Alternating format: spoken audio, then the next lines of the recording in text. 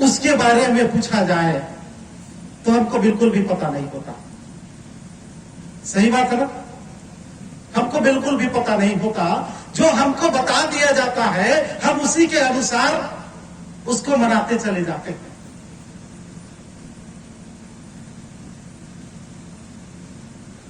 और हिंदू धर्म के अनुसार जिसको महाशिवरात्रि के नाम पर मनाया जा रहा है, उसके पीछे का इतिहास वो लोग ये बताते हैं कि जो भी बताते हो, लेकिन हमारी जो आदिवासियों का जो सांस्कृतिक इतिहास है, उस इतिहास की दृष्टिकोण से हमारी कथा शंभू का हमारे महत्व क्या है, इस बात को हमको समझना बहुत जरूरी है। जैसा कि पूर्व हमारे मास्टर ट्रेनर लोग भी बताए कि शंभू शेख हमारे पुरखा थे और इस धरती के 5 खंड धरती के मालिक थे, और उन्हीं के नाम से सभी ट्राइबल समूह, कहीं कहीं पर शंभू गौरा, तो कहीं पर बायर नृत्य, तो कहीं पर कर्म नृत्य के माध्यम से उस शंभू शेख और शंभू गौरा को मनाते हैं और उसके बाद से अपने सारे संस्कार को आगे ले जाते हैं। तो आज मैं चाहूंगा उस शंभू शेख के बारे में जिनको लेकर यह महाशिवरात्रि पर्व मनाया जाता है।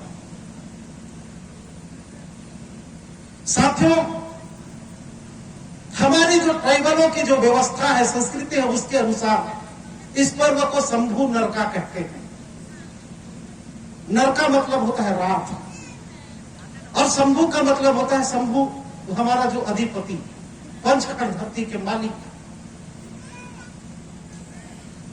माघी पूर्णिमा के दिन अब सबको पता है इस देश में हमेशा से 2 संस्कृतियों के बीच में भीषण संघर्ष चलता आया है। 2 संस्कृतियों के बीच में भीषण संघर्ष चलता है। एक बाह्य संस्कृति जो लगातार हमारे देशों पर अटैक किया, आक्रमण किया, और दूसरा यहाँ की मूल संस्कृति, ट्राइबलों की संस्कृति जो अपने आप को सदैव बचाने की मुद्रा में रहा, अपने आप को बचाने के लिए लड़ता रहा। इन दोनों संस्कृतियों के बीच की लड़ाई में एक घटना घटी, और उस घटना के कारण से हमारे शंभू शेख को हलाहल का पान करना पड़ा, जहर का पान करना पड़ा। अपने कंठ में वो जहर का प्याला को लेकर के पिया। माघी पूर्णिमा के दिन की यह घटना थी, और 13 दिन बाद, माघी पूर्णिमा के 13 दिन बाद महाशिवरात्रि का पर्व आता है। शंभू नरका का पंडुम आता है। माघी पूर्णिमा के दिन वो उस जहर का पान किए थे हमारे शंभू से, और आज के दिन उनका मूर्छा भंग हुआ था। वो बेहोश थे 13 दिनों तक, 13 दिनों तक बेहोश थे। और आज के दिन उनका मूर्छा भंग होता है, उनको होश आता है। तो 13 दिन तक हमारे कोयतुर जन, ट्राइबल जन अपने महापुरुष को बचाने के लिए तरह तरह के पूजा पाठ करते हैं, अपने पद्धति के अनुसार उपवास रहते हैं, जड़ी बूटी का सेवन कराते हैं। तो तब कहीं जाकर के 13 दिन के बाद उनको होश आता है। अब जब वो होश आता है तो होश आने की खुशी में सब लोग सामूहिक रूप से स्नान करते हैं तालाब में जाकर के। उस सामूहिक स्नान की जो परंपरा है उसको उन्होंने अपने भाषा में कुंभ स्नान कहा। कुंभ की मेला जो लगता है वो उन्होंने कहा।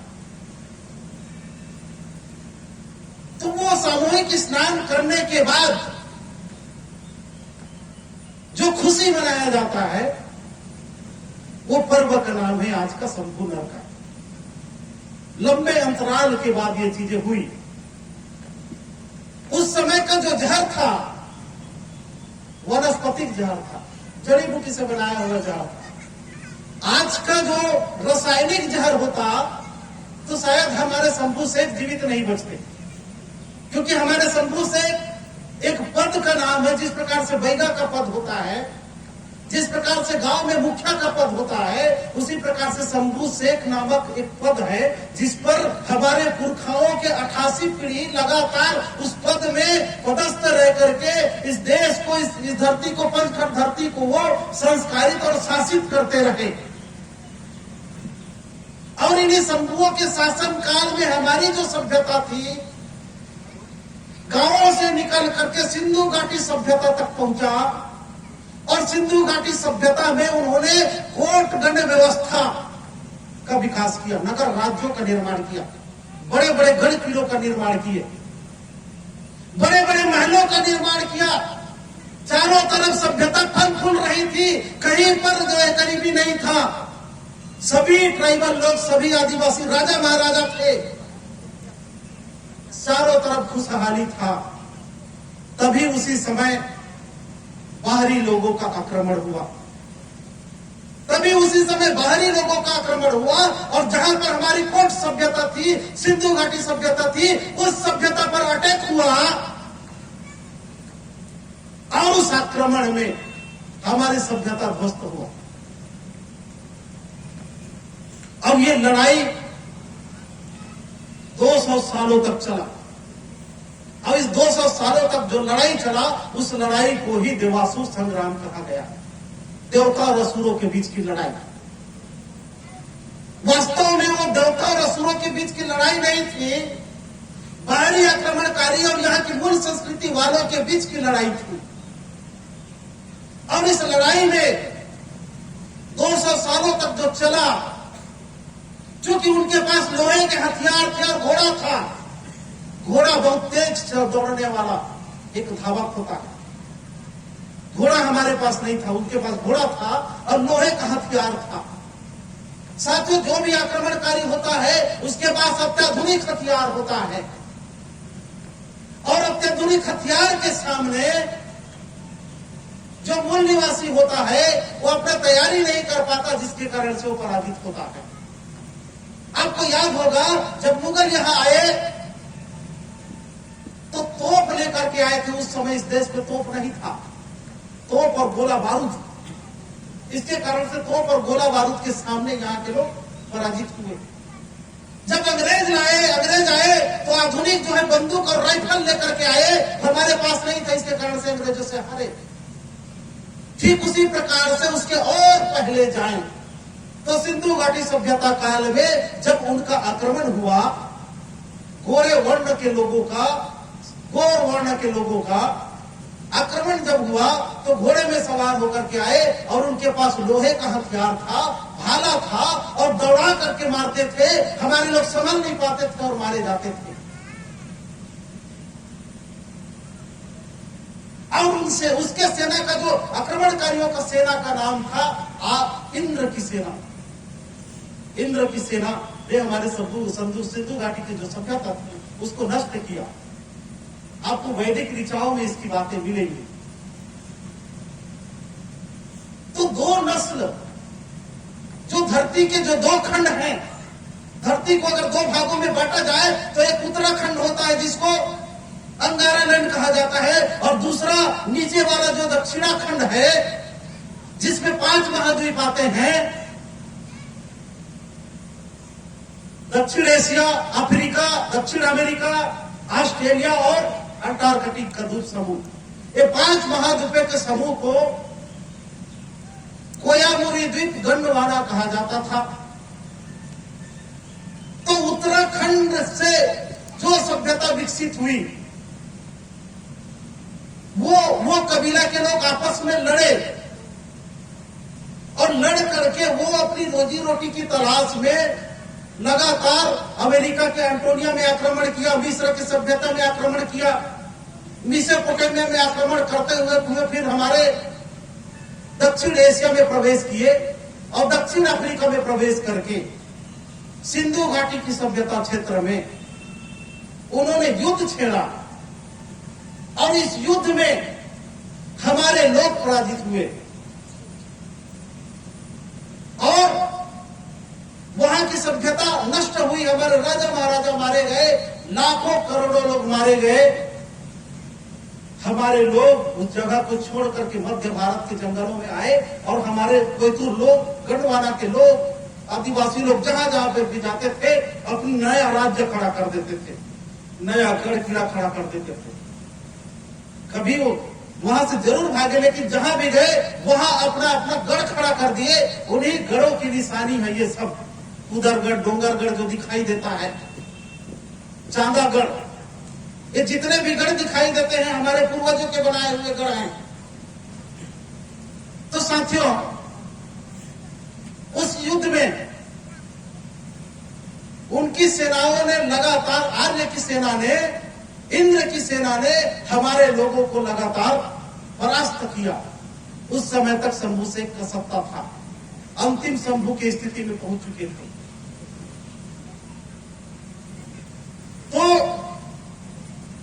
शर्त यह रखा गया कि जब सब लोग मारे गए, बहुत से लोग मारे गए, तो युद्ध में जो है चीजों को बांटने की बारी आती है। जब किसी चीज को लूटा जाता है तो लूटने के बाद उसकी बंटवारा किया जाता है ना, बंटवारा होता है। तो उस युद्ध में जो चीजें निकल करके आई उसको 14 प्रकार के रत्न कहा गया, जिसको समुद्र मंथन कहते हैं।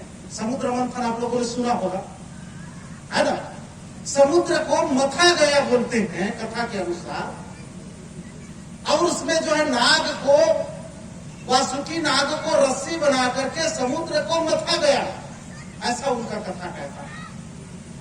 तार्किक बुद्धि से विचार करें तो क्या किसी समुद्र को, नाग को रस्सी बना करके मथा जा सकता है? नहीं। बौद्धिक दृष्टिकोण से विचार किया जाए तो संभव नहीं है ना। नहीं।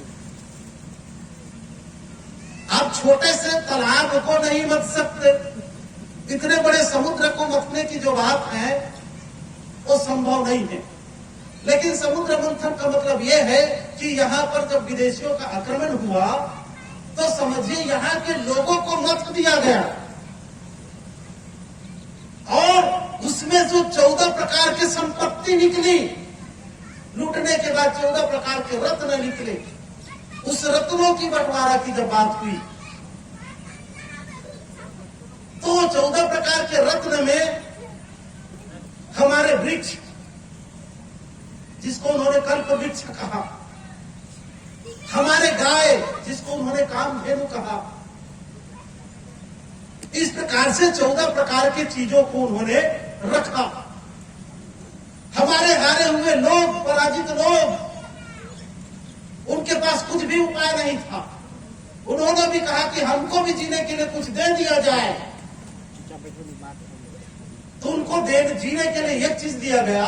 उनको कहा कि तुमको जीने के लिए हम जो है मदिरा देते हैं, शराब देते हैं, है ना।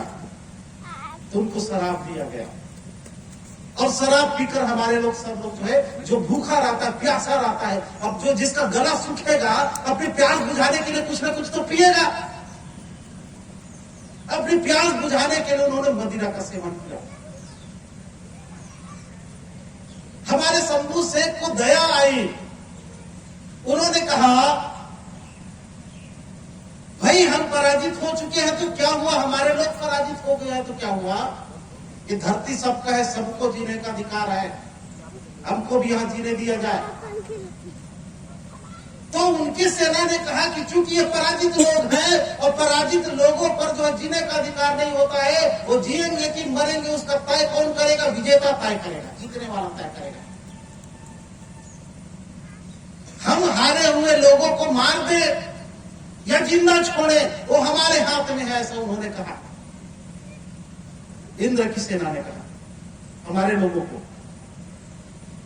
शंभू शेख ने निवेदन किया तो उनके पास यह शर्त रखा कि हम आपके लोगों को जिंदा एक शर्त पर छोड़ सकते हैं। वो शर्त यह है कि सबके जीवन के बदले आपको मृत्यु को ग्रहण करना होगा। हम सबको जहर देकर मारना चाहते हैं, यदि सबको बचाना चाहते हो तो आप जहर का सेवन करो। तो अपनी प्रजा को बचाने के लिए शंभू शेख ने खुद ही जहर का पान करना शुरू किया और बेहोशी की मुद्रा में चले गए। 13 दिनों तक बेहोश रहे। आधुनिक जहर होता तो शायद जिंदा नहीं बचते।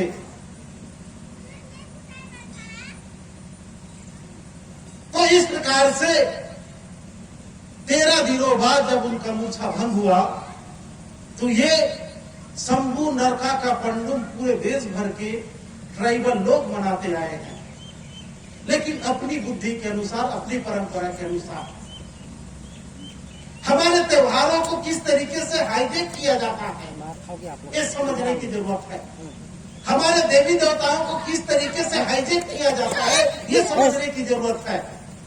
हमारे पूजा पाठ करने के तरीके, हमारे पुजारी, हमारे संस्कृति को किस तरीके से हाईजेक किया जाता है ये चीज भी समझने की जरूरत है। दूसरों के धर्म का जो ज्ञान है वो परबुद्धिया ज्ञान है। अपने पुरखा के जो बताए रास्ते हैं वही सही रास्ता है। हमारे पुरखा जिस रास्ते पर चलते हैं उस रास्ते पर पांव के निशान होते हैं। जंगल में जब कोई बच्चा भटक जाता है तो उसी पांव के निशान को देखते हुए अपने घर तक आता है, कभी भटकता नहीं है। अपने पुरखों के पांव के निशान को देख करके जो आगे बढ़ता है वो कभी भटकता नहीं है। लेकिन जो अपने पुरखों के पांव को निशान को छोड़ करके दूसरे के रास्ते पर जो चलता है वही भटकता है। और हम लोग भटके हुए लोग हैं, हम अपने रास्ते से भटके हुए लोग हैं, अपने पुरखा के व्यवस्था से भटके हुए लोग हैं। बात सही है कि नहीं है? सब लोग भटके हुए लोग हैं, जिसके कारण से हम कौन से त्योहार किस कारण से मना रहे हैं इसकी समझ हमको नहीं होती। हमारे पूर्वजों के जितने भी गढ़ थे जो राजा महाराज, हमारे राजा महाराजाओं ने बनाया था, सभी गढ़ धामों पर किन्हीं और लोगों ने कब्जा करके अपने पूजा पद्धति लागू किया है ना। वो तो बाबा बछराज कुंवर को संघर्ष करके हम लोगों ने आजाद करवाया। जो ज्ञान है वो बहुत जरूरी चीज है ज्ञान, क्योंकि ज्ञान के दम पर ही सारे विकास होते हैं। ये जो माइक जिस पर मैं बोल रहा हूं ये कैसे बना? किसी की ज्ञान की वजह से बना। ये जो टेंट पंडाल है किसी की ज्ञान की वजह से निर्माण हुआ। ये बाजा जो साउंड सिस्टम है किसी की ज्ञान की वजह से बने।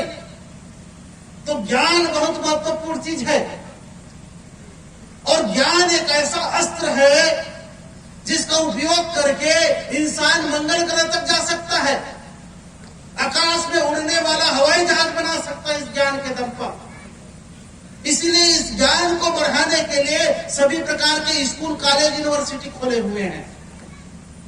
लेकिन सिर्फ ज्ञान पर्याप्त नहीं है, उसमें सत्य ज्ञान पर जरूरी होना है। अगर ज्ञान सही नहीं है तो अब रास्ते भटक जाओगे, गलत रास्ते को पकड़ लोगे और उसको अब ज्ञान समझ करके गलत रास्ता पकड़ लोगे। और एक बार गलत ज्ञान के रास्ते पर चल दिए तो वापस आना मुश्किल हो जाता है। हमारे आदिवासियों के पूर्वजों के पास ज्ञान की कमी नहीं है। सारे ज्ञान हमारे पूर्वजों की देन है। जितने जड़ी बूटी है उसका आविष्कार किसने किया? आदिवासियों के पूर्वजों ने किया। आज से जो है 40-50 साल पहले जब गांव में हॉस्पिटल खुलता था तो गांव वाले हॉस्पिटल खोलने नहीं देते थे, विरोध करते थे कि हमारे गांव में हॉस्पिटल नहीं चाहिए, करते थे ना। और यदि प्रस्ताव बन भी जाता था तो गांव से बाहर मरघट में हॉस्पिटल खुलवाते थे, उधर कोई इलाज करने नहीं जाता था करवाने। कई सियान बताते हैं कि प्रतापपुर और बलरामपुर में जब शुरू में हॉस्पिटल खुला एक भी मरीज नहीं जाता था, क्योंकि सभी लोग अपने गांव के वैद्य लोगों से इलाज करवा लेते थे। हड्डी टूटा हुआ हड्डी को एक सप्ताह में जोड़ देते थे हमारे वैद्यराज लोग। तो ज्ञान था कि नहीं था? जितने भी बाजा है, मंत्र है, वाद्य यंत्र है, किसने आविष्कार किया? हमारे पूर्वजों ने आविष्कार किया। नाचने की कला हमारे पूर्वजों ने आविष्कार किया। शादी ब्याह करने के तरीके हमारे पूर्वजों ने आविष्कार किए। जितने भी गीत है, लोक संगीत है, लोक कला है, आदिवासियों के पूर्वजों ने किया। सभी कबीलों की भाषाएं हैं, उन भाषाओं के आविष्कार भी आदिवासी पूर्वजों ने किया। अंग्रेज बड़ा डरते थे आदिवासियों से कि इनके पास इतना ज्ञान है, नहीं इनको हम पराजित नहीं कर सकते। अंग्रेज डरते थे आदिवासियों से, इतना ज्ञान था आदिवासियों के पास, सारा ज्ञान, कब खेती करना है, किस टाइम से खेती करना है, कौन से खाद डालना है, कितना बीज डालना है, किसने सिखाया? आदिवासियों ने सिखाया। कौन से मौसम में खेती करना है, कौन से मौसम में खेती नहीं करना है, कठोरे त्योहार के बाद ये धान बीज कब बोना है, किसने सिखाया? आदिवासी पूर्वजों ने सिखाया। अंग्रेज बड़ा डरते थे अंग्रेज आदिवासियों के ज्ञान से, वो किसी से नहीं डरता था। लेकिन ज्ञान से ज्ञान पर वार नहीं किया जा सकता, अंग्रेज जानते थे। जिस प्रकार से रोशनी को रोशनी से टकरा करके उसको पराजित नहीं करते हैं कोई, यदि प्रकाशमान वस्तु है उसको दोबारा प्रकाश से उसको पराजित नहीं किया जा सकता, तो कमजोर लोग रोशनी को दबाने के लिए वहां पर जो है बादल का गुब्बारा छोड़ते हैं ताकि प्रकाश धूमिल हो जाए, अंधेरा का गुब्बारा छोड़ते हैं। तो अंग्रेज लोगों ने कहा कि आदिवासियों को ज्ञान से पराजित नहीं किया जा सकता, इसलिए उन्होंने एक चीज कहा कि आदिवासियों को बार बार बोलो कि आदिवासियों को कुछ नहीं आता। उन्होंने ये कहा कि बार बार बोलो आदिवासियों को कुछ नहीं आता, आदिवासियों को कुछ नहीं आता, आदिवासियों को कुछ नहीं आता। ऐसा लगातार बोलते बोलते बोलते हमारे दिमाग में इतना डाल दिया गया कि हमको खुद लगने लग गया कि हमको वाकई में कुछ नहीं आता। यही हुआ है ना, हमको वाकई में ऐसा लगने लगा कि हमको वाकई में कुछ नहीं आता।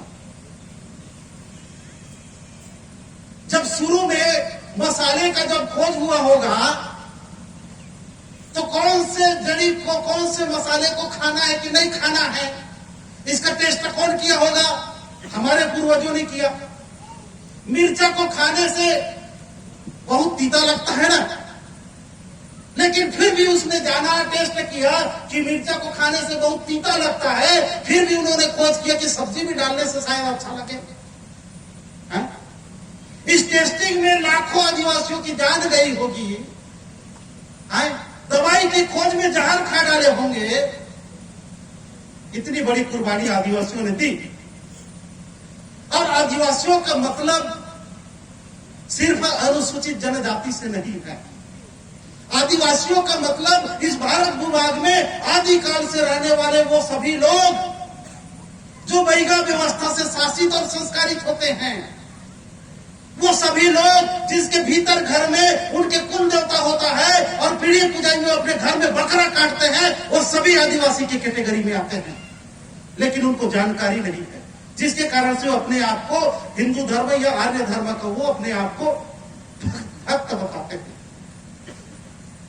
एक नाव में, दो नाव में सवार होकर चलने वाले लोग हैं,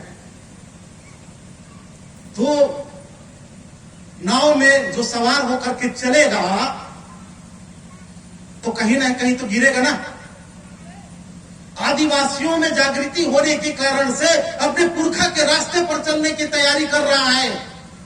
लेकिन बहुत से और जो अन्य ओबीसी समाज के लोग हैं या अन्य समाज के लोग हैं, वो भी आदिवासी व्यवस्था के लोग हैं, लेकिन उनको जानकारी नहीं है, इसलिए दो पैर में, दो नाव में पैर रख करके चलने की कोशिश करता है, इसलिए डगमगाता है।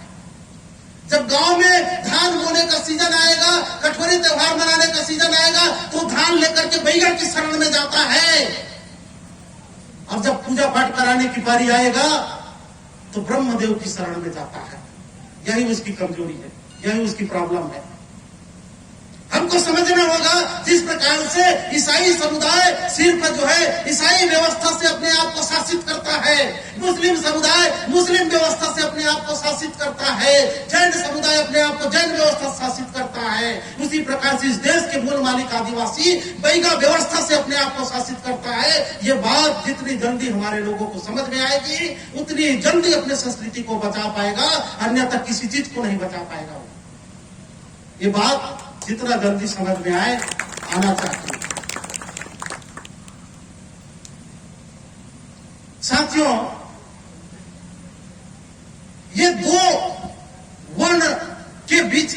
संघर्ष की गाथा है। एक हम यहाँ के मूलवासी जो सांवले रंग के होते हैं, अंग्रेज जब आए तो कौन से वर्ण के थे? गोरे रंग के थे, क्योंकि धरती का उत्तराखंड में जो रहने वाले लोग हैं वो गोरे रंग के होते थे, क्योंकि ठंडा प्रदेश है भौगोलिक बनावट के कारण से। उस क्षेत्र से आने वाले अंग्रेज गोरे वर्ण के लोग थे, लेकिन अंग्रेजों से भी पहले हम कोयतुरों के संतान हैं। कोयतुर मतलब क्या? कोया मतलब प्रकृति, कोया मतलब मां का गर्भ, तुर मतलब वंश या संतान। हम प्रकृति के वंशज हैं, प्रकृति के संतान हैं।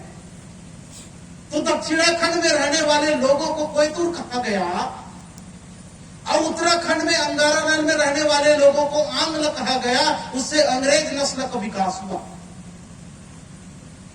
जिस प्रकार से मनु और शत्रुपा के वंशज को मनुष्य कहते हैं, आदम और हव्वा के वंशज को आदमी कहते हैं, उसी प्रकार से कोयतुरों के वंशज को, कोया के वंशजों को कोयतुर कहते हैं और ब्रह्मा के वंशज को ब्राह्मण कहते हैं। हमको यह तय करना होगा कि हमको अपने पुरखा के बताए रास्ते पर चलना है या गोरे वर्ण जो ऊपर खंड से आकर के हमको शिक्षा देते हैं उनके रास्ते पर चलना है। पर बुद्धिया संस्कृति पर चलना है कि अपने पुरखा संस्कृति पर चलना है, यह हमको तय करना होगा। पर बुद्धिया ज्ञान बहुत खतरनाक होता है, पर बुद्धिया ज्ञान बहुत ही खतरनाक होता है। पढ़े लिखे जो लोग हैं, स्कूल में जो पढ़ने जाते हैं, कॉलेज में पढ़ने जाते हैं, वो अपने व्यवस्था को नहीं जानते और अपने समाज को, अपने आप को काट करके अलग ले जाते हैं। उनको लगता है कि हमारा समाज कुछ नहीं जानता है, जबकि उसी समाज में पैदा होकर के वो वहां तक पहुंचा है।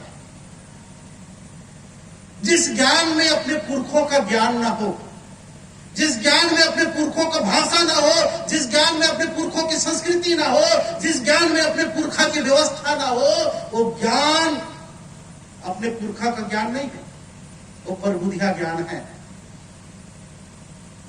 और ये परबुद्धिया ज्ञान का जो वायरस है सबको लगा हुआ है। ये कोरोना वायरस से ज्यादा खतरनाक है। कोरोना वायरस तो एक व्यक्ति को मारता था, ये आपके पूरा आने वाले वंश को मार देगा, पीढ़ी दर पीढ़ी चौपट करेगा। संस्कृति ही गौरव होता है। हमारी पहचान क्या है? हमारी संस्कृति ही हमारी पहचान है। हम सिख लोगों को कैसे पहचानते हैं? उनकी संस्कृति के आधार पर पहचानते हैं। यदि वो पगड़ी बांधा है, दाढ़ी है, तो हम समझ जाते हैं कि सिख है। हम मुस्लिम को कैसे पहचानते हैं? उनकी संस्कृति के आधार पर पहचानते हैं, उनकी वेशभूषा और उनके व्यवहार के आधार पर पहचानते हैं। हम ईसाइयों को कैसे पहचानते हैं? उनकी संस्कृति के आधार पर पहचानते हैं। ठीक उसी प्रकार से हम आदिवासी हैं, इसका क्या पहचान? उसका पहचान भी हमारी संस्कृति है ना। और यदि हम अपनी संस्कृति, अपनी व्यवस्था, अपनी पूजा पद्धति को छोड़ करके परबुद्धिया पूजा पद्धति में चल दें तो हमारी क्या पहचान बचेगा? हम वर्ण व्यवस्था के क्षेत्र में आ जाएंगे कि नहीं?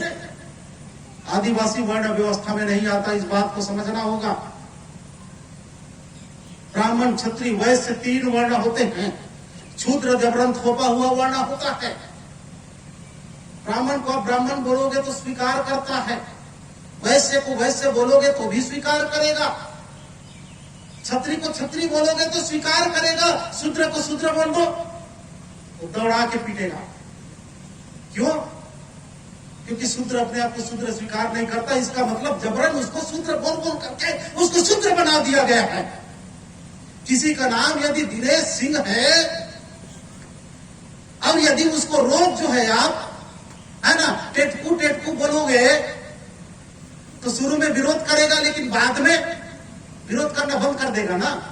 ठीक उसी प्रकार से चौथा जो वर्ण है वो जबरन थोपा हुआ वर्ण है और उस चौथे वर्ण में भारत के समस्त मूल निवासियों को जबरन शामिल कर दिया गया है। लेकिन आदिवासी उसमें शामिल नहीं हुआ, अपने आप को बचा करके अभी भी अपनी सांस्कृतिक व्यवस्था, अपनी वैज्ञानिक व्यवस्था से शासित और संस्कारित होता है। और जो लोग उस वर्ण व्यवस्था में अपने आप को सरेंडर कर दिए हैं वो रहे उस व्यवस्था में, लेकिन हमारी व्यवस्था में दखल आदिवासी अब बर्दाश्त नहीं करेगा। अपनी संस्कृति में घुसपैठ अब आदिवासी बर्दाश्त नहीं करेगा। जीतेंगे। सभी आदिवासियों के घर के भीतर खोली में उसके कुल के पुरखा देवता होता है कि नहीं? होता है ना। उसका पुजारी कौन होता है? हमारे घर के सियान होता है। समय समय पर उसको मुर्गी चिंगना बकरा की जरूरत पड़ता है कि ना? पड़ता है ना। तो जो भी आपका जो है आदिवासियों को छोड़ करके जो भी अन्य जो समाज के लोग हैं आपके गांव में, ओबीसी समाज में आते हैं, यदि आदिवासियों को विरोध करे तो उनको बोलना कि आपके भीतर खोली में कभी कभी आपको बकरा मुर्गा चढ़ाते हो कि नहीं चढ़ाते हो? हिंदुओं के मंदिर में क्या बकरा चढ़ा सकते हो? राम मंदिर, कृष्ण मंदिर, दुर्गा मंदिर में आप बकरा लेकर के जाओ, चढ़ा पाओगे क्या? लेकिन आदिवासी अपने देवता में चढ़ाता है। इसका मतलब तुम्हारी धाम अलग है, हमारी धाम अलग है। हमारे धाम को अपनी धाम बनाने की कोशिश मत करना। हमारी धाम को अपनी धाम बनाने की कोशिश मत करना। बात सही है ना? यदि मुस्लिम समुदाय के मस्जिद में आप हनुमान की मूर्ति बनाओगे तो क्या मुसलमान सहेगा? ईसाइयों के मंदिर में, ईसाइयों के चर्च में यदि आप दुर्गा की प्रतिमा स्थापित करोगे तो क्या बर्दाश्त करेगा? नहीं। आदिवासी भी बर्दाश्त नहीं करेगा। करेगा क्या? आदिवासी बर्दाश्त नहीं करेगा। ये बछराज कुंवर कुदरगढ़ का आंदोलन है जिसके कारण से राजस्थान, गुजरात वाले लोगों ने, भील लोगों ने अपनी गढ़ को आजाद करवाया। इसके लिए आप सब लोग बधाई के पात्र हैं। ये आंदोलन सिर्फ छत्तीसगढ़ में नहीं चल रहा है, पूरे देश में चल रहा है। डोंगरगढ़, कुदरगढ़, बमलेश्वरी, बंदलाई, चंद्रपुर की चंद्रहासिनी, मैहर के महामाई, ये सब किसके गढ़ देवता है? आदिवासियों के गढ़ देवता है। क्योंकि सभी जगह बैगा पुजारी होते थे और सब जगह बकरा कटते थे। जहां बकरा कटता है और जहां पर बैगा पुजारी होता है वो सिर्फ आदिवासियों का है, ब्राह्मण देवता लोगों का नहीं है। इस बात को समझना होगा, है ना? उसको दूसरे लोग अपना धाम बनाने की कोशिश ना करें, बल्कि यदि ये व्यवस्था मजबूत होती है, हर गांव का जो गुड़ी है, हर गांव में गुड़ी देवता होता है, उसका पुजारी कौन होता है? बैगा होता है। हर गांव का जो गुड़ी धाम होता है उस गुड़ी धाम में पुजारी बैगा होता है और बैगा के बगैर उस गांव में किसी प्रकार से कोई धार्मिक घुसपैठ नहीं होता। यदि उस गांव का मिट्टी भी कोरना हो तो बैगा पहले वह होम धूप देगा। शादी ब्याह करने के लिए, मंगरोहन बनाने के लिए, कलश बनाने के लिए भी बैगा होम धूप देगा। बैगा के बगैर कोई गांव नहीं चलता है। लेकिन क्या किया जा रहा है?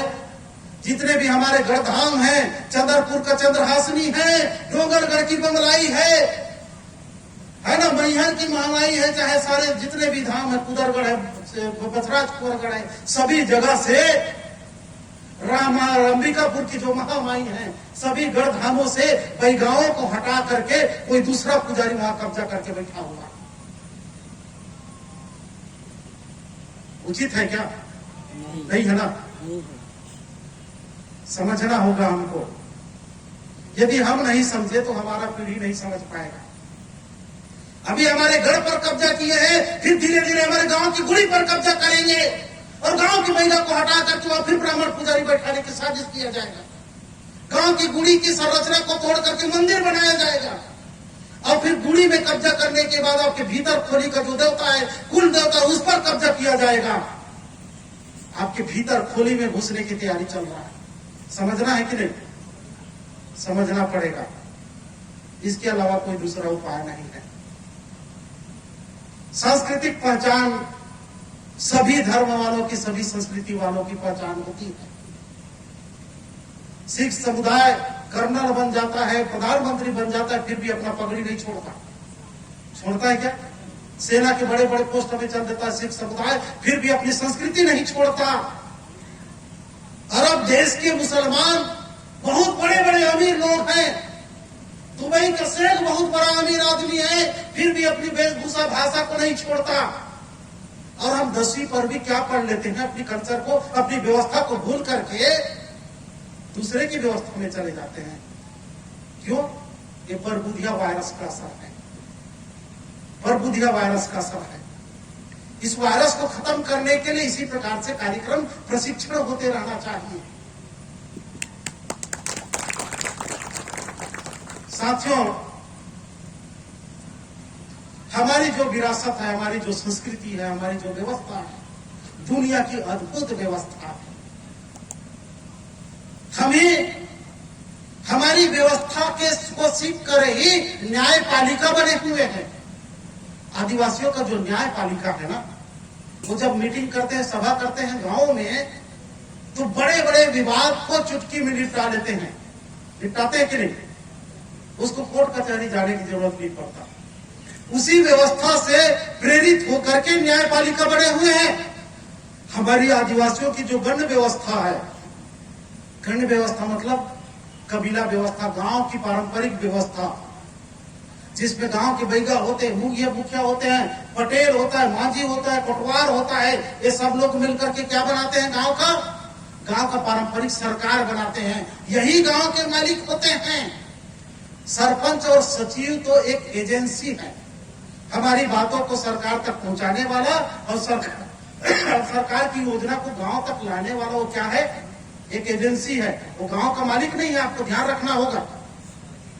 ग्राम पंचायत क्या है? मात्र एक एजेंसी है। गांव का असली मालिक कौन है? गांव का बैगा व्यवस्था, मुखिया व्यवस्था, पटेल, गुड़ी, कोटवार, ये सब लोग मिल करके गांव का सरकार बनाते हैं। वही सरकार ग्राम सभा होता है ना?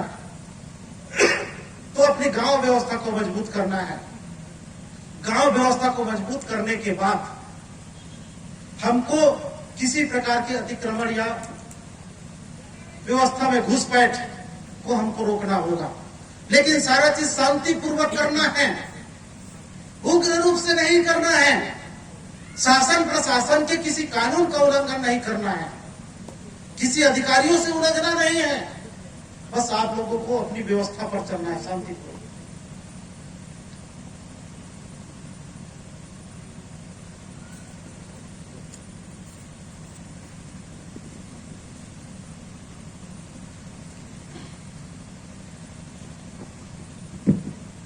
साथियों, वो जो शंभू शेख है जिसके बारे में बात कर रहे थे, जिस समय पूरी दुनिया में कहीं भी धर्म नहीं बना था, धर्म कब बना? देखिए, इसमें लोगों को यह लगता है कि धर्म ईश्वर ने, भगवान ने बनाया है ना। हमको यह समझना होगा कि धर्म जो है इंसानों ने बनाया। यदि भारत में जितने भी धर्म हैं, सभी धर्मों को यदि समय गणना के अनुसार हम लोग देखें तो दो भागों में बांट सकते हैं। पहला ईस्वी सन में बने हुए धर्म और दूसरा ईसा पूर्व में बने हुए धर्म। हमको ये पता करना है ना कि हमारा धर्म कौन सा है। हम लोग तो यही तय नहीं कर पा रहे हैं ना, है? तो हमको खोज करना है कि इतने धर्म हैं, सभी धर्मों में हमारा धर्म कौन सा है। तो जितने भी धर्म बने हैं उसको हम दो भागों में बांट सकते हैं, ईस्वी सन में बने हुए धर्म और ईसा पूर्व में बने हुए धर्म। ईस्वी सन किसको कहते हैं? ईस्वी कैलेंडर जो आता है, जिस पर अभी कितना चल रहा है, 2023 चल रहा है, उसको ईस्वी कैलेंडर कहते हैं। ईस्वी कैलेंडर के अनुसार अभी 2023 चल रहा है। अब ईस्वी कैलेंडर ईसा मसीह को आधार मानते हुए बना हुआ है। तो जिस समय ईसा मसीह यहाँ पैदा हुए थे, उस सन को आधार मानते हुए, उस काल को आधार मानते हुए जो कैलेंडर बना, उस कैलेंडर को ईस्वी कैलेंडर कहते हैं। तो ईसा मसीह जो है आज से 2023 साल पहले पैदा हुए थे, ईस्वी कैलेंडर के अनुसार देखा जाए तो, है ना। अब ईसाई धर्म के संस्थापक ईसा मसीह थे, तो ईसाई धर्म को बने हुए कितना साल हो रहा है? मात्र 2023 साल हो रहा है। उसके बाद कौन से धर्म बना? उसके बाद इस्लाम धर्म बना, ईसाई धर्म के बाद इस्लाम धर्म बना। जब मुसलमान हजरत पैगंबर मोहम्मद साहब का जन्म हुआ अरब देश के मक्का शहर में, है ना, तो इस्लाम धर्म बने। उसके बाद गुरु नानक देव का आंदोलन हुआ तो सिख धर्म बना। उसके बाद जब कबीर साहब का आंदोलन हुआ तो कबीर पंथ बने। उसके बाद गुरु घासीदास का आंदोलन हुआ तो सतनाम पंथ बने। इसका मतलब ईसाई धर्म से लेकर इतना जितने भी धर्म बने हैं सबको कितना साल हो रहे हैं? 2023 साल से ज्यादा नहीं है, जबकि धरती कब से बन चुका है? करोड़ों साल पुराना है। तो धर्म कब बने हैं? 2023 के भीतर में। जितने भी इतिहास की पुस्तक है, स्कूल कॉलेज की पुस्तक है, सब में यही पढ़ाया जाता है। ईसाई धर्म से भी पुराना धर्म है। ईसाई धर्म से पुराना धर्म कौन से है? जैन धर्म है, ये बौद्ध धर्म है। 563 ईसा पूर्व पहले बौद्ध धर्म बना। इसका मतलब 2023 में 500 जोड़ने से उसका एक्चुअल जो है डेट निकल जाएगा। लगभग 2500 साल पहले, 2500 साल पहले बौद्ध धर्म बना। बौद्ध धर्म से पहले जैन धर्म बना, वो 2600 साल पहले बना। और जैन धर्म से पहले वैदिक धर्म बना। वैदिक धर्म कब बना? जब वेदों की रचना हुई तब वैदिक धर्म बना। अब वेदों की रचना कब हुई? तो धर्म बुद्धि के अनुसार सृष्टि की रचना से पहले वेदों की रचना हुई, ऐसा कह दिया जाता है। जबकि दुनिया में जितने भी यूनिवर्सिटी है, जितने भी सिलेबस है, जितने भी पाठ्यक्रम है, जितने भी गूगल है, सब में सर्च मारिएगा तो वेदों की रचना 1500 ईसा पूर्व से लेकर 600 ईसा पूर्व के बीच में 4 वेदों की रचना हुई है। 1500 ईसा पूर्व का मतलब ईसा मसीह से 1500 साल पहले। अभी 2023 में 1500 को जोड़ेंगे तो कितना हो जाएगा? लगभग 3500 साल पहले। पहले वेद ऋग्वेद था, फिर यजुर्वेद सामवेद बना, फिर अथर्ववेद बने। तो वेदों की रचना आज से 3500 साल पहले हुई है। उसके बाद से धर्म की शुरुआत हुई। लेकिन हमारे पूर्वज कब से निवास रहते यहाँ? करोड़ों साल पहले। धर्म कब बने? 3500 साल पहले बने। उसके पहले आदिवासियों कौन से धर्म था? कोई धर्म नहीं। सोचने वाली बात है ना। धर्म बाद में बने, उसके पहले के पुराने आदिवासी है तो आदिवासियों का तो कोई ना कोई धर्म रहा होगा ना। तो आदिवासी उस समय भी किसी धर्मों से नहीं चलते थे, बल्कि कुदरत के मार्ग पर चलते थे, प्रकृति के मार्ग पर चलते थे। उसी प्रकृति के मार्ग को ही खोया पूजन कहते हैं, सत्य का मार्ग कहते हैं। और जो सत्य के मार्ग पर चलता है उसको धर्म की जरूरत नहीं पड़ता। इस धरती में इंसान ही एक ऐसा प्राणी है जिसको धर्म की जरूरत पड़ता है। इंसान को छोड़ करके दुनिया में जितने भी जीव जंतु है ना, किसी का कोई धर्म नहीं होता। चींटी का कौन सा धर्म है कोई बता पाएगा? हाथी का कौन सा धर्म है? पेड़ पौधे का कौन सा धर्म है? नहीं ना। सभी जीव जंतु को धर्म की इसलिए जरूरत नहीं पड़ती क्योंकि सभी जो है कुदरत के मार्ग पर चलते हैं, प्रकृति के मार्ग पर चलते हैं। प्रकृति के नियम को कोई नहीं तोड़ता। कोई भी जीव जंतु प्रकृति के नियम को नहीं तोड़ता। चींटी को पता चल जाता है पानी आने वाला है, वो अपने अंडा को समेटने लगता है। कैसे पता चलता है? क्योंकि प्रकृति के रहस्यों को जानता है। हाथी को पता चल जाता है भूकंप आने वाला है, इसलिए वो जगह को छोड़ देता है। आदिवासियों को भी पता चल जाता था कि दुकाल आने वाला है, अकाल आने वाला है, प्रलय आने वाला।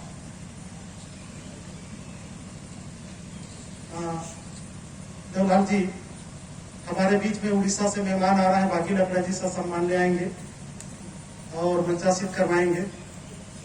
और सबका सब लोगों का थोड़ा नाम नोट कर लीजिएगा। तो साथियों,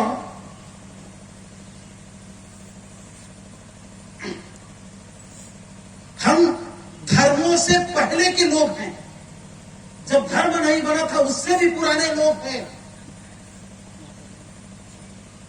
और उससे बहुत पुराना पहले जब ये धरती बना, दुनिया बना, बना उसके बाद से यह धरती जब बना, धरती शुरू में आग का गोला था, धीरे धीरे वो ठंडा हुआ तो उसमें जीव जंतु पैदा हुए, वनस्पति पैदा हुए, फिर डायनासोर का युग आया, फिर मनुष्य जब पैदा हुआ तो इस धरती में प्रथम मनुष्य जो पैदा हुआ वो कौन था? आदिवासी था, है ना। धरती में जो पहला मनुष्य पैदा हुआ आदिवासी था। और वो तब तक आदिवासी था जब तक वो अपने भूभाग में था। अपने भूभाग को छोड़ करके वो दूसरे के भूभाग में जब कब्जा करने के लिए प्रतिस्थापित हुआ, तब से वो गैर आदिवासी हो गया।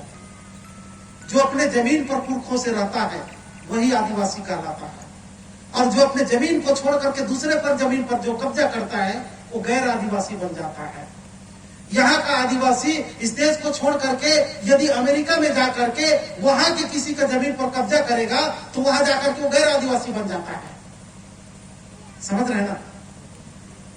तो चूंकि हम यही इसके बासिंदा हैं इसलिए आदिवासी हैं, और जो बाहर से आए वो गैर आदिवासी बन गया। यदि वो वहां से नहीं आता, अपने जगह पर रहता, तो वो भी अपने देश का आदिवासी होता। तो जिस समय धर्म नहीं बने थे उस समय हमारे महापुरुष एक पैदा हुए जिसका नाम शंभू सेठ, जिसका आज पर्व है, जिसको शंभू नरका के नाम से मनाया जाता है।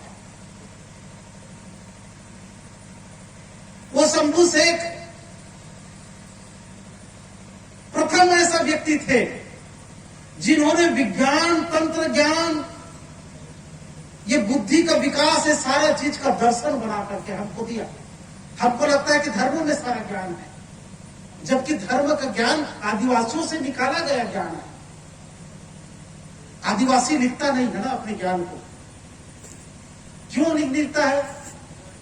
क्योंकि उसके पास खुद है तो लिखने का जरूरत, जो भुला जाता है उसको लिखने की जरूरत है कि मैं भुला जाता हूं इसलिए लिख के रखूं। तो दूसरे लोग भुला जाते हैं इसलिए लिख करके रखते हैं। आदिवासी अपने ज्ञान को खुद क्यों लिखेगा? इसलिए वो लिख करके नहीं रखा। और हमारे ज्ञान को लोग जो है चोरी करके, डुप्लीकेट करके उसको लिख डाले और लिख करके बोलते हैं कि हमारे धर्मों का उपदेश है। उनके धर्मों का उपदेश नहीं है, आदिवासियों के पुरखा से निकाला गया ज्ञान है, जिसको आपने लिख करके बोला। जड़ी बूटी जो है हमारे वैद्य लोगों का आविष्कार है। चरक और सुश्रुत ने वैद्यों से पूछ करके लिख करके सुश्रुत संहिता बना दिया, चरक संहिता बना दिया, आयुर्वेद के ग्रंथ बना दिए और कह दिया कि आयुर्वेद के रचनाकार तो चरक सुश्रुत है। उसके पहले हमारे वैज्ञानिक लोग हैं, वैद्य लोग हैं। समझना होगा ना, है ना। तो हमारे जो शंभू शेख थे वो पेंट में नहीं कोड में पैदा हुए थे, जिसको आज पंचमढ़ी कहा जाता है। पंचमढ़ी मध्य प्रदेश में सतपुरा के घने जंगलों में। तो वहां पर वो पैदा हुए थे पेंट में नहीं कोट में। उनके माता पिता का नाम था कुलीतरा। वो बचपन से वो जो है कोट सभ्यता उस समय विकसित हो चुका था। कोट सभ्यता को अंग्रेजी में डीजी संस्कृति कहते हैं। जिस प्रकार से सिंधु घाटी की जो सभ्यता है वो कोट सभ्यता थी, अंग्रेजी में डीजी कहते हैं। डीजी को नगर राज्य कहा जाता है। अभी एक उसका ऋतिक रोशन का पिक्चर आया था मोहनजोदारो, बहुत से लोग देखे होंगे। मोहनजोदारो उसमें उसे डीजी संस्कृति का वर्णन किया है। नगर राज्य जो एक व्यवस्थित तरीके से बनाया जाता था, बहुत बड़े जमीन को चारों तरफ से काट करके सभी से बहते हुए नदी को उसमें बहा करके आउटर से निकाल दिया जाता था, और 10-15 सालों तक उस बहुत बड़े जमीन को मिट्टी डाल करके छोड़ दिया जाता था ताकि वो जम करके मजबूत हो जाए। और जब मजबूत हो जाता था उस पर फिर नगर बसाने के हिसाब से उसमें नक्शा बनाए जाते थे कहां पर सड़क होगा, कहां पक्की सड़क होगा, कहां पर नाली होगी, कहां शौचालय की व्यवस्था होगी, कहां पर अन्न धन का भंडार होगा, किधर से समुद्री मार्ग से व्यापार करना है, ये सारा चीज ध्यान में रख करके एक सभ्यता विकसित किया गया था, जिसको सिंधु घाटी की सभ्यता कहा जाता है। वो डीजी संस्कृति थी, कोट सभ्यता थी। और उस कोट सभ्यता का आविष्कार हमारे नाग टोटम वाले राजा ने किया था। नाग टोटम वाले राजा, नागवंशी लोग, मरई लोगों का भी नाग टोटम होता है, जिससे टेकाम लोगों का कछुआ होता है ना।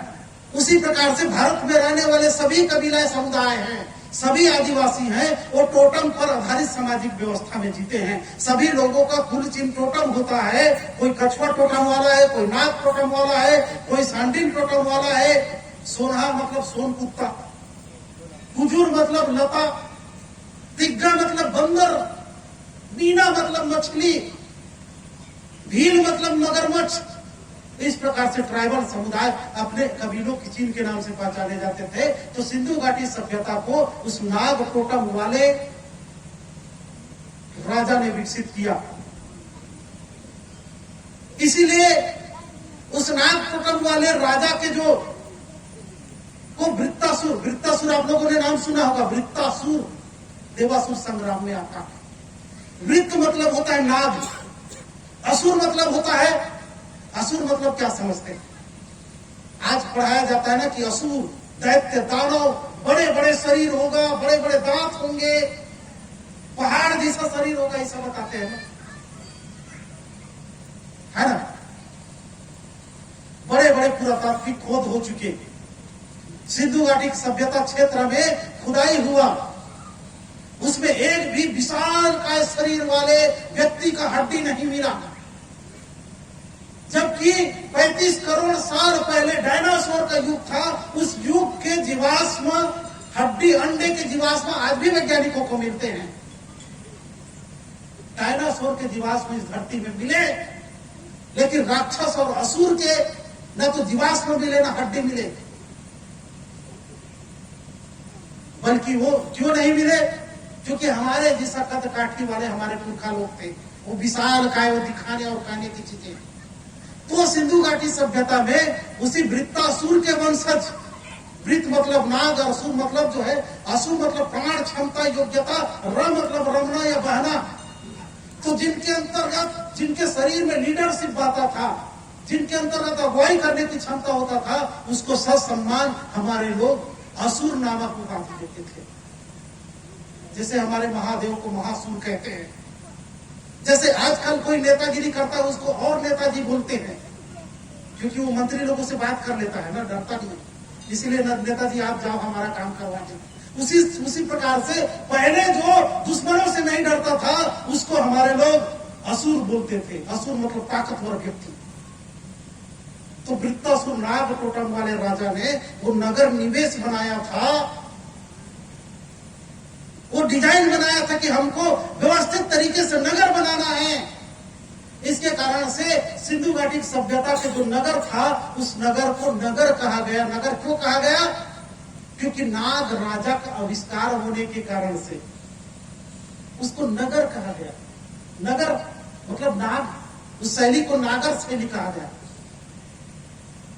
जैसे जो वैज्ञानिक जो है किसी चीज का आविष्कार करता है ना, तो उस वैज्ञानिक के नाम से उस आविष्कार का नाम रख दिया जाता है ना। जैसे न्यूटन का सिद्धांत, तो न्यूटन वैज्ञानिक था, उन्होंने खोज किया, इसलिए उसके सिद्धांत को न्यूटन का सिद्धांत कह दिया। उसी प्रकार से वो नगर सभ्यता का खोज जो है नाग टोटम वाले राजा ने किया था, इसलिए उसके शैली को नागर शैली कहा गया। और उस शहर में रहने वाले लोगों को नागरिक कहा गया। नाग मतलब नाग का परिवार या नाग की प्रजा, नागरिक कहा गया। और उस शैली में जितने भी शहर बने, सभी शैली को नगर कहा गया। जैसे अंबिकापुर एक नगर है, किसका नकल है? वो नाग टोटम वाले राजा द्वारा खोदे हुए शहर का नकल है, इसलिए इसको भी नगर कहते हैं।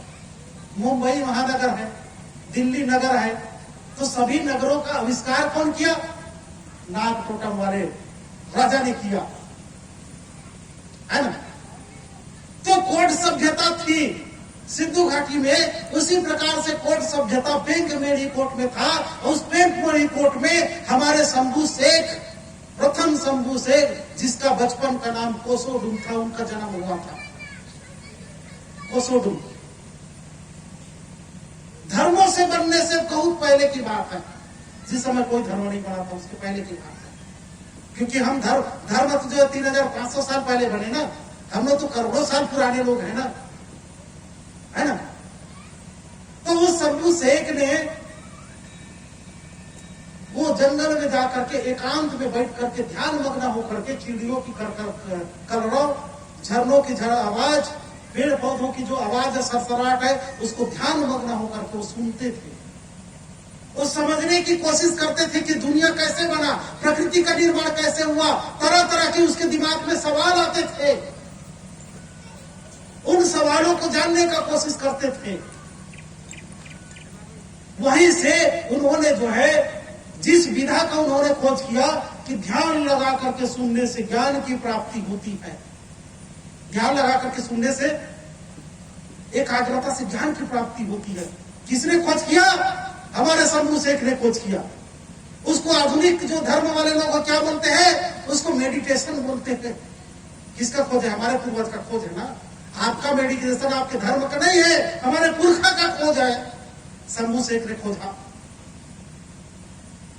और उस ध्यान में उन्होंने सुनाई दिया, उनको एक शब्द गूंज रहा है पूरी दुनिया में, पूरी दुनिया में एक शब्द गूंज रहा है। जैसे आप सुनसान कमरे में बैठ जाते हैं तो उस कमरे में सन्नाहट की आवाज आता है, सन्नाहट की आवाज आता है ना, बूम की आवाज गूंजते रहता है। उस आवाज को उन्होंने पहचाना और उस आवाज को उन्होंने बूमकार का, बूम मतलब भंवरे का जो आवाज होता है, भंवरा जब गति करता है तो किस तरीके से आवाज होता है? भंवरे की गति से बूम की आवाज आता है ना। उस बूम के आविष्कार को उन्होंने खोजा और उस आवाज को उन्होंने प्रैक्टिस किया। हमारे शंभू ने उसे बूमकार का आवाज करके प्रतिपादित किया और धर्म वालों ने उसको हाईजेक करके उसको ओंकार बना दिया। सारे चीज का नकल, एक भी चीज उनका नहीं है। विवाह करने के तरीके से लेकर सारा चीज हमारा है। वो लोग नकलची लोग हैं, नकल करने वाले लोग हैं, समझ रहे ना। उन्होंने सोचा कि इस दुनिया में इंसान पैदा क्यों हुआ है, उसी प्रथम शंभू शेख कोसोडुम का आविष्कार। इस धरती में इंसान पैदा क्यों हुआ है, उन्होंने पहली बार इस धरती में दर्शन दिया कि इंसान सुबह से लेकर शाम तक जो कुछ भी करता है, काम करता है, वो किस लिए करता है? क्योंकि उसको सुख चाहिए, सुख की प्राप्ति के लिए करता है। किस काम के लिए? हम खाना खाते हैं, क्यों खाते हैं? ताकि हमको सुख मिले। हम सोते हैं, क्यों सोते हैं? ताकि हमको सुख मिले, है ना। तो उन्होंने पहली बार खोज करके बताया कि जीवन का प्रथम लक्ष्य क्या है? तो जीवन का प्रथम लक्ष्य है सुख की प्राप्ति। धर्म नहीं बने थे, कोई धर्म नहीं बना था, वेद पुराण कुछ नहीं लिखे गए थे। लिखने का कोई कला ही नहीं था उस समय। लिखने के लिए लिपि की जरूरत होता है ना। यदि वेद लिखे गए तो कौन से लिपि में लिखे गए और लिपि कब बना, सोचने वाली बात है। तो उन्होंने प्रतिपादित किया जीवन का प्रथम लक्ष्य है सुख की प्राप्ति। इसी कोसोडुम ने, जिसका आज पर्व है, आज शंभू नरका का पर्व है, आज महाशिवरात्रि का पर्व है। वो लोग महाशिवरात्रि बोलते हैं, हम शंभू का शंभू नरका बोलते हैं। हाईजेक पर्व है उनका, हमारा ओरिजिनल पर्व है। जीवन का प्रथम लक्ष्य क्या है? सुख की प्राप्ति उन्होंने प्रतिपादित किया। लेकिन कुछ समय उनको पता चला यार सुख स्थायी नहीं है। अभी व्यक्ति सुखी है, फिर कुछ समय बाद दुखी हो जाता है। आदमी सुख को कितना समय तक रोक के रख सकता है? ज्यादा समय तक रोक के नहीं रख सकता ना। अभी खुशी के मारे हिली हंसेगा है, फिर उसके बाद फिर दुख हो जाता है। तो उन्होंने चिंतन किया कि यार ये सुख तो स्थायी नहीं है। अभी व्यक्ति सुखी है, फिर दुखी हो जाता है, तो सुख स्थायी क्यों नहीं है? ये उन्होंने रिसर्च करना शुरू किया। सुख स्थायी क्यों नहीं है, उसको उन्होंने जब खोज करना शुरू किया, ध्यान लगा करके तपस्या करना शुरू किया, तो उनको रिजल्ट मिला कि व्यक्ति सुखी इसलिए नहीं है क्योंकि उनके पास शांति नहीं है। दूसरा आविष्कार, धर्म वाले लोग क्या बोलते हैं, सुख शांति और समृद्धि हमारा आविष्कार है, उनका आविष्कार नहीं है, आदिवासियों का आविष्कार है। उन्होंने का दूसरा सिद्धांत प्रतिपादित किया कि जीवन का परम लक्ष्य है सुख और शांति की स्थापना करना, सुख और शांति की प्राप्ति करना, है ना। लेकिन उन्होंने देखा कि कुछ समय बाद यार शांति भी स्थायी नहीं है, जब भी व्यक्ति शांत है उसके बाद फिर अशांत हो जाता, फिर क्रोधित हो जाता है। तो इसका सॉल्यूशन क्या है, उन्होंने फिर तपस्या करना शुरू किया। तो उन्होंने देखा कि शांति भी स्थायी नहीं है, क्यों स्थायी नहीं है, उन्होंने फिर ध्यान लगाना शुरू किया, रिसर्च करना शुरू किया, तो पाया कि सब लोग सुख और शांति स्थायी इसलिए नहीं है क्योंकि लोगों के पास समृद्धि नहीं है। समृद्धि मतलब होता है समान वृद्धि, संतुलित वृद्धि, सामंजस्य वृद्धि। एक व्यक्ति अमीर पर अमीर बनता चला जाता है, दूसरा व्यक्ति गरीब पर गरीब बनता चला जाता है। एक व्यक्ति के पास ज्यादा संपत्ति है, दूसरे के पास जो खाने को नहीं है, ये विषम वृद्धि है। समृद्धि मतलब चीजों का समान बंटवारा होना चाहिए। कुदरत में जितने भी जीव जंतु हैं, जितने भी जो है पानी है, हवा है, भोजन है, सब पर सबका अधिकार है, सबको बराबरी से बंटवारा होना चाहिए। ये समृद्धि का सिद्धांत उसे शंभू शेख ने दिया। उन्होंने सिद्धांत प्रतिपादित किया कि जीवन का 3 प्रमुख लक्ष्य है सुख, शांति और समृद्धि की प्राप्ति करना। हमारे शंभू शेख का, इसी शंभू शेख को जहर दे करके मारा गया। मरे नहीं लेकिन बच गए, जहर दे करके मार दिया जा रहा था। 13 दिन तक बेहोश थे। 13 दिन बाद जब आज ही के दिन उनका मूर्छा भंग हुआ, तब हमारे लोग शंभू नरका पंडुम बनाते हैं। उसी शंभू शेख को जहर दिया गया था, किनके द्वारा, परबुद्धिया धर्म वालों लोगों के द्वारा, परबुद्धिया धार्मिक लोगों के द्वारा। सोचने वाली बात है ना। हमको सही ज्ञान नहीं मिलता तो हम अपना रास्ता भटकते हैं।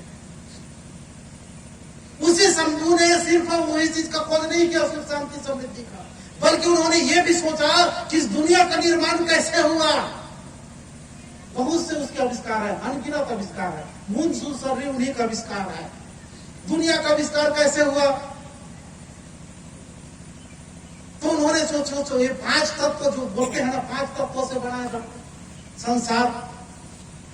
उन्होंने सोचा कि ये हवा जो चल रहा है, हवा से भी सूक्ष्म कण कोई है क्या, तो उन्होंने आकाश तत्व को खोजा,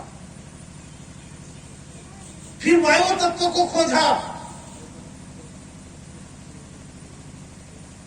उसके बाद अग्नि तत्व को खोजा, फिर जल तत्व को खोजा, फिर पृथ्वी तत्व को खोजा, और इसके बाद सिद्धांत प्रतिपादित किया।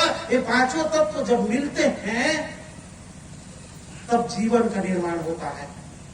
इन्हीं शंभू शेख ने खोजा। धर्म वाले लोग क्या बोलते हैं, हमारे धर्म का आविष्कार है, हमारे धर्म का आविष्कार है।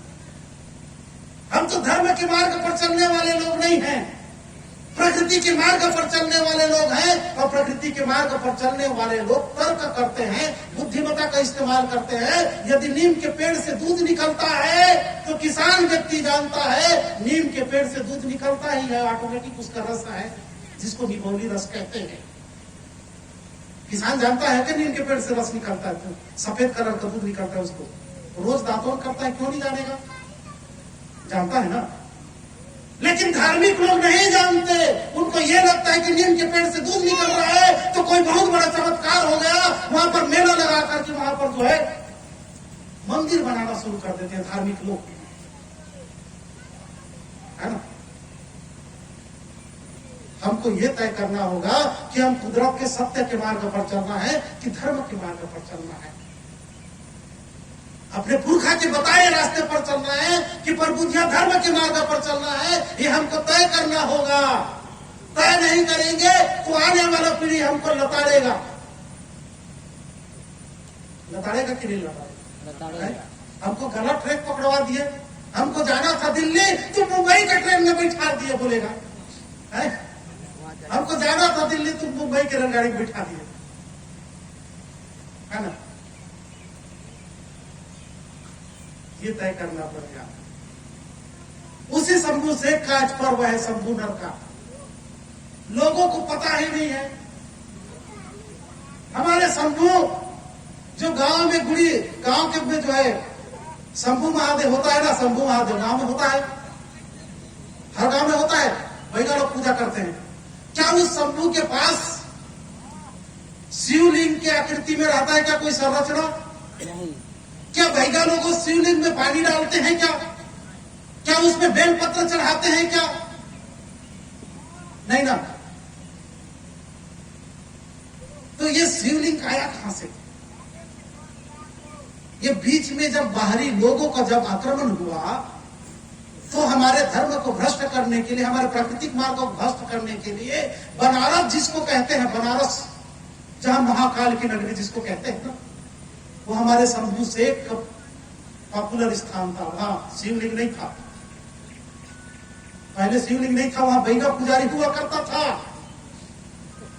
हमारे राजा लोगों को जब भी हराया जाता था वो वहां से हार करके जब भागता था और जहां पर जाता था वही राजधानी बना करके एक नया गढ़ खड़ा कर देता था। दुश्मन परेशान था कि आदिवासियों को जितना भगाओ उतना नया राजधानी खड़ा कर देता है, नया गढ़ किला खड़ा कर देता है। ये हारता क्यों नहीं है? हारता नहीं था हमारा जो राजा महाराजा लोग थे। तो उन्होंने खोज किया कि आदिवासी को ऐसे नहीं हराया जा सकता। आदिवासियों को हराने का सिर्फ एक ही रास्ता है, उसके देवधामी पर कब्जा करो, तभी ये हारेगा। और जब से हमारी देवधामी पर कब्जा शुरू हुआ है तब से हम हारना शुरू किए हैं। बनारस मतलब जो है, जो बाना होता है, जो परघनिया लोग बजाते हैं ना, परघनिया जानते हैं, हमारे देवता को जगाने के लिए वो बाना बजाते हैं आंगन में बैठ करके। इधर होता है कि नहीं होता? होता था पहले, अब बंद हो गया। पहले होता था, है ना। जब वो बाजता है रेचो रेचो करके ना, तो हमारे घर के देवता, कुल देवता जागृत होता था। तो वो बनारस मतलब जो है, वो बाना के बाजने से जो रस निकलता था उसके नाम से बनारस हुआ। तो पहला कब्जा बनारस में किया गया। वहां पर बैगा है क्या आपकी स्थिति में? बैगा है वहां? नहीं है। कहां गए बैगा? कहां गए बैगा? कब्जा कर लिए ना। चिंता का विषय है कि नहीं? बहुत बड़ा चिंता का विषय है। हमारे बाबा के बाबा कौन थे, क्या खाते थे, क्या पीते थे, कैसा बोलते थे, उसको पता ही नहीं है। तो हमारे पुरखा को स्मरण भी कर पाएगा क्या? वो नहीं कर पाएगा ना। हम जो है पूरा पीढ़ी को सुमरते हैं, हमारे बैगा पूरे खानदान को सुमरनी एक सूत्र से पकड़ते हैं। तो ले पूरा पूरा पूरा पुरखा खानदान बुढ़ादेव के समस्त प्रेम शक्ति मल्ला एक सिरे से सुमरते हैं। तो हमारे पूरा पुरखा का सिलसिला जो है सब देवता लोग पा जाते हैं। हमारे बैगा सुमरता है तो पाते हैं कि नहीं पाते हैं? और हमारा जो ब्राह्मण महाराज है वो हमारे पुरखा को सुमरने छोड़ करके अपने पुरखा का मूर्ति रख के सामने में उसको हमारा भोग चढ़ा देता है। चढ़ा देता है ना। गलती उनकी नहीं है, हमारी गलती है। उनको दोष देना गलत है, उनको दोष देना गलत है। वो तो भाई उनका तो रोजी रोटी है, उनकी गलती थोड़ी है, गलती हमारी है।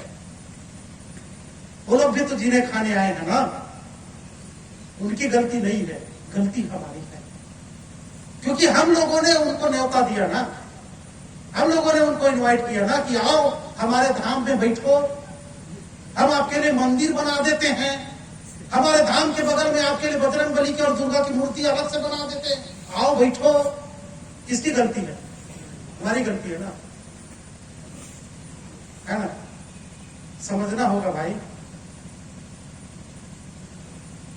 है ना। हम अपनी जागृति के लिए बात कर रहे हैं ना कि हम दूसरों को भड़का रहे हैं। हम तो एक बंद कमरे के भीतर बात कर रहे हैं। किसके भीतर? चारों तरफ पैक है, देखिए चारों तरफ पैक है ना। और काउंटर बना करके रखा गया है कि इसमें हमारे लोग आपस में चर्चा करेंगे, आपस में बात करेंगे। हम बाहर के लोगों को सुनाने के लिए नहीं है, है ना। हम आपस में चर्चा कर रहे हैं। ठीक है, सार्वजनिक कार्यक्रम नहीं है कि मतलब ओपन में हो रहा है, हम चारों तरफ पैक करके कर रहे हैं, समझ रहे हैं ना, है ना। तो जब हम जागेंगे तो हमारा किस्मत जागेगा, और यदि हम सोएंगे तो हमारा किस्मत सोएगा, और हमारा आने वाला पीढ़ी हमको क्या, हमको पुरखा शक्ति मान करके हमारा पूजेगा, वो तो बुला बैठेगा ना, दूसरे के देवी देवता को पूजना शुरू कर देगा, भुला जाएंगे। साथियों, मेरे ख्याल से बहुत लंबा ले लिया और चल ले दो। हमारे बीच में और अतिथि साहब लोग आए हैं, थोड़ा स्वागत करेंगे। साथियों, ये शंभू नरका का पंडुम है, हमको हर साल मनाना है ना। हम लोग आज के दिन जो मेला में जाते हैं, जगह जगह मेला लगा हुआ, वहां जाते हैं, वहां दान दक्षिणा दे करके आते हैं, लेकिन हमको क्या नहीं मिलता, ज्ञान नहीं मिलता। ज्ञान मिलता है क्या? ज्ञान नहीं मिलता। सही ज्ञान अपने सगा समाज के बीच में मिलता है, सही ज्ञान अपने पुरखों के बीच में मिलता है, सही ज्ञान अपनी संस्कृति, अपने लोक गीतों में मिलता है। अब ये त्योहार सिर्फ आदिवासियों का नहीं है, बल्कि भारत के जो ओरिजिनल मूल निवासी लोग हैं, जो अपने रास्ता भटक करके दूसरे के धर्मों में चले गए हैं, उन सब के लिए है। उनको अपनी मूल व्यवस्था में आना होगा। भारत गणराज्य है। क्या है भारत? गणराज्य है। भारत कौन से राज्य है? गणराज्य है ना। गणराज्य मतलब क्या होता है? गण मतलब होता है, गंड शब्द से विकसित हुआ है गण, है ना। राज्य मतलब राज्य या राष्ट्र। गण जब जो शब्द है, जिसको 26 जनवरी गणतंत्र दिवस मनाते हैं, उसमें जो गण शब्द है वो गंड शब्द से विकसित हुआ है। अब इसी गंड शब्द से गंड दवाना, गंड धरवाना, गंड मंदाना, गंडोदीप कहा जाता है इस धरती को। अब इस गंड का अंग्रेजी में अर्थ होता है ट्राइब, या कबीला, या आदिवासी। हम रहने वाले लोग गंड समूह में निवास करने वाले गंड जीव हैं। गंड मतलब कबीला, आदिवासी कबीला, भील कबीला, संथाल कबीला, उरांव कबीला, मुंडा कबीला, हो कबीला, ये सब क्या है? गंड समूह के लोग हैं। अब इसी गंड समूह को की व्यवस्था को गंड व्यवस्था कहते हैं। अब इसी गंड व्यवस्था को आधुनिक भाषा में गण तंत्र कहते हैं। तो गण राज्य मतलब, गण मतलब आदिवासी या ट्राइब। तो भारत कौन से राष्ट्र है? गणराष्ट्र है, गणराज्य है, मतलब भारत आदिवासी राष्ट्र है। भारत इस देश का मालिक है, भारत आदिवासी राष्ट्र है। संविधान में लिखा हुआ है, इसके लिए आंदोलन करने की जरूरत नहीं है। हम इस देश के मालिक लोग हैं, लेकिन मजदूर बना करके रख दिया गया है। हम अपने धाम की पूजा पाठ करने के लिए तरस रहे हैं, आंदोलन करना पड़ रहा है अपने धाम के लिए। बताओ भाई, इतना बुरा स्थिति कभी किसी का नहीं आता है ना।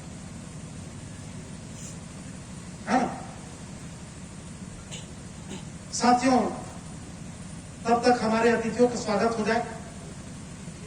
मैं चाहूंगा कि संचालक महोदय से